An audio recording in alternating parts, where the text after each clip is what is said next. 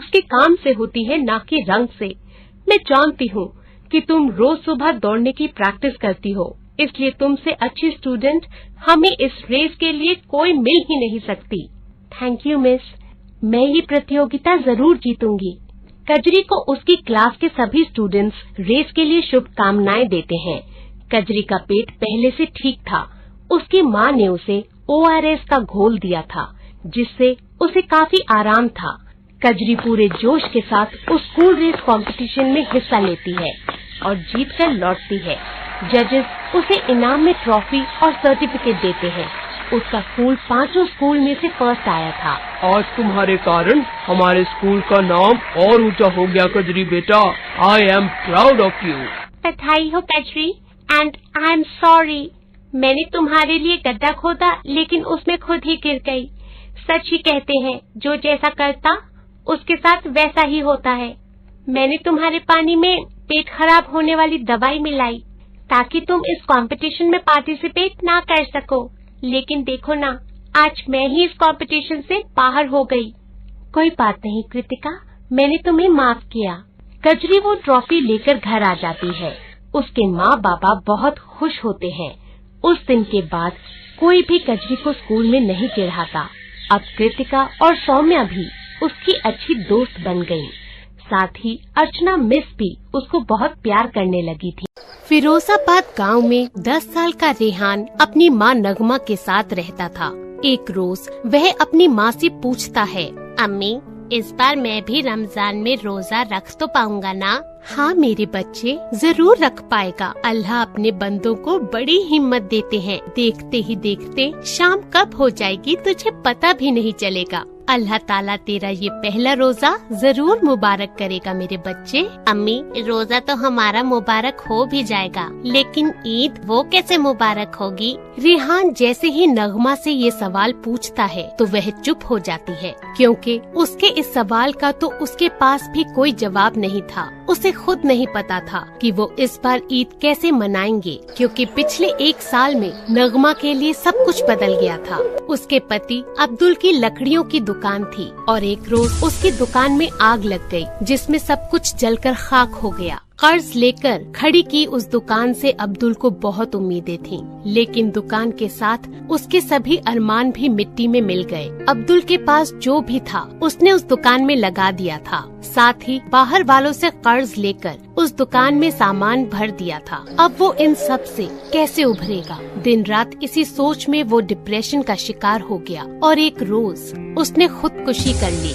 नगमा ने अब्दुल को इस सदमे से उभारने की बहुत कोशिश की थी, लेकिन वो हालातों से लड़ ना पाया और इस दुनिया से रुखसत हो गया। अकेली नगमा पर अब दुखों का पहाड़ टूट पड़ा, लेकिन अपने बेटे रेहान के लिए उसने हिम्मत बांधी और खुद को संभाला। अपनी दुकान का कर्ज अदा करने के लिए उसने सबसे पहले अपने घर को बेच दिया और रेहान के साथ अपनी दुकान में ही रहने लगी। लेकिन अब घर खर्च कैसे चलाया जाए, इसकी चिंता उसे दिन रात सताती थी। फिर उसे याद आया कि उसके हाथ के कबाब की सभी बहुत तारीफ करते थे, इसलिए उसने उसी को ही अपनी आमदनी बनाने की ठानी।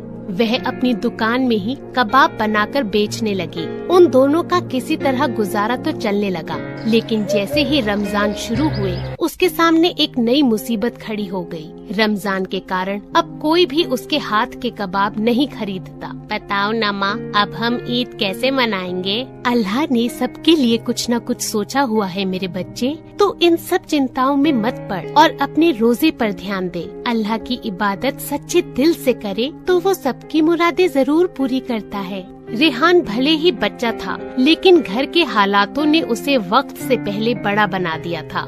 वो जानता था कि उसके घर के हालात कितने खराब हैं और उसकी माँ सिर्फ उसका दिल रखने के लिए ही ये सब कह रही है। रेहान सारा दिन अपनी माँ को कबाब बनाने की मेहनत करते देखता रहा, लेकिन जब शाम तक कोई भी कबाब खरीदने नहीं आया तो उसका मन उदास हो गया। नगमा की हिम्मत भी अब जवाब दे रही थी। वो अपने आंसू को किसी तरह अपने बेटे से छुपाती रहती। तभी रेहान को एक ख्याल आया और उसने पास में रखी बड़ी सी हांडी उठाई और उसमें कबाब भरने लगा। अरे रेहान, ये तो क्या कर रहा है बेटा?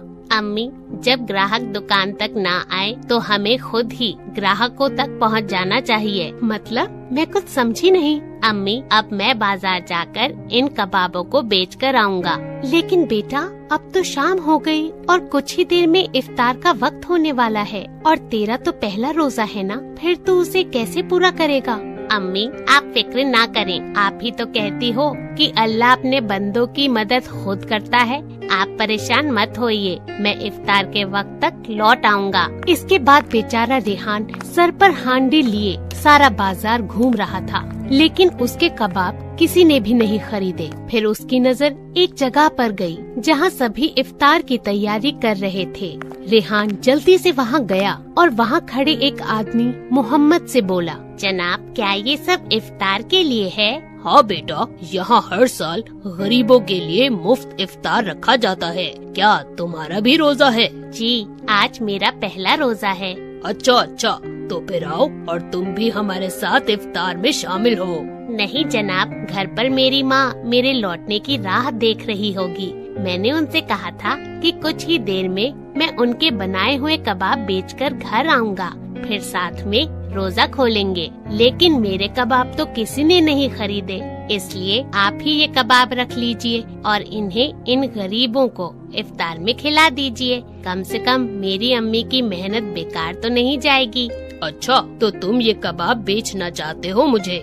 नहीं जनाब, आप एक नेक काम कर रहे हैं, इसलिए मैं ये आपको मुफ्त में देना चाहता हूँ। आप इन्हें गरीबों में ही बांट दीजिए, क्या पता इनकी दुआएं ही हमारे काम आ जाएं। उस आदमी का नाम मोहम्मद था और उसका खुद का बहुत बड़ा नामी रेस्टोरेंट था। वो हर साल गरीबों के लिए मुफ्त में इफ्तार का इंतजाम करता था। वो रेहान को देखते ही उसके हालात समझ गया था, लेकिन अपनी गरीबी के बावजूद जब उसने मुफ्त में कबाब देने की बात कही तो मोहम्मद उससे बोला, बेटा, नेकी कमाना अच्छी बात है, लेकिन पहले कुछ पैसे कमा लो, फिर जब तुम इस काबिल हो जाओगे तो मुफ्त में कबाब बांट सको, तब मैं तुमसे मुफ्त में ले लूँगा। लाओ, अब अपने सारे के सारे कबाब मुझे बेच दो और बताओ कि कितने पैसे हुए। जब बेचने निकले हो तो बेच कर ही जाओ। मोहम्मद की बात सुनकर रेहान के चेहरे पर मुस्कान आ गई थी। उसे बिल्कुल भी यकीन नहीं हो रहा था कि उसके सारे कबाब बिक गए।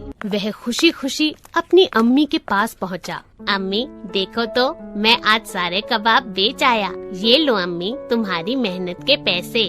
लेकिन बेटा, तू कहाँ बेच आया उन्हें, और वो भी इतनी जल्दी?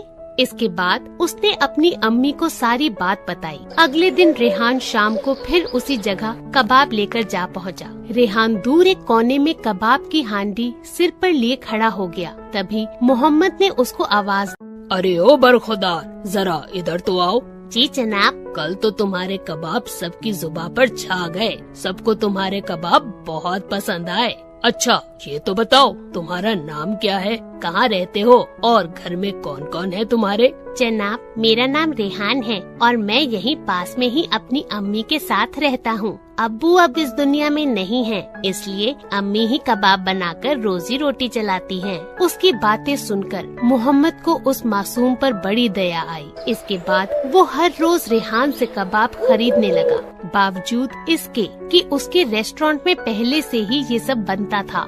रमजान के पूरे महीने यही चलता रहा। नगमा बड़ी मेहनत से सारा दिन कबाब बनाती और शाम को रेहान जाकर उन्हें मोहम्मद को बेच आता। अब नगमा का घर अच्छे से चलने लगा, साथ ही उसने ईद के लिए भी ठीक ठाक पैसे जोड़ लिए थे। लेकिन जैसे जैसे रमजान खत्म हो रहे थे, रेहान थोड़ा उदास रहने लगा।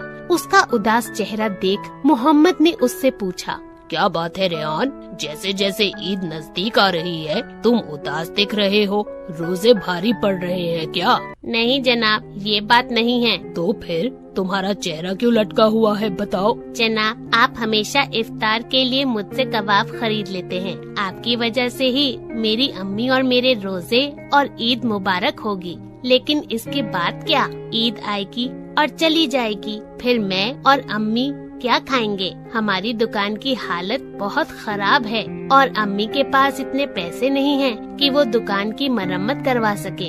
इसलिए हमारी दुकान में हमारे कबाब खाने कोई नहीं आता और मुझे मालूम है कि आगे भी कोई नहीं आएगा। इतना कहते ही रेहान की आंखों से आंसू झलक पड़े और वो फपक फपक के रोने लगा। मोहम्मद ने उसके सिर पर हाथ रखा और कहने लगा, ऐसे नहीं रोते बच्चे, बल्कि ये तो तुम्हारी अम्मी के हाथों का जादू है, जो कि अब तक मैं तुम्हारे कबाब खरीदता आया हूँ। और मैंने तुमसे ये कब कहा कि मैं तुमसे ईद के बाद कबाब नहीं खरीदूंगा? लेकिन जनाब, आपका तो खुद का इतना बड़ा रेस्टोरेंट है, फिर तो लोगों को खिलाने के लिए कबाब तो चाहिए ही होंगे ना मुझे। अच्छा चलो, एक काम करो, मुझे अपनी अम्मी से मिलवाने ले चलो, आगे की बात मैं उनसे ही करूँगा। रेहान ने सुकून की सांस ली, फिर मोहम्मद को लेकर अपनी अम्मी के पास गया।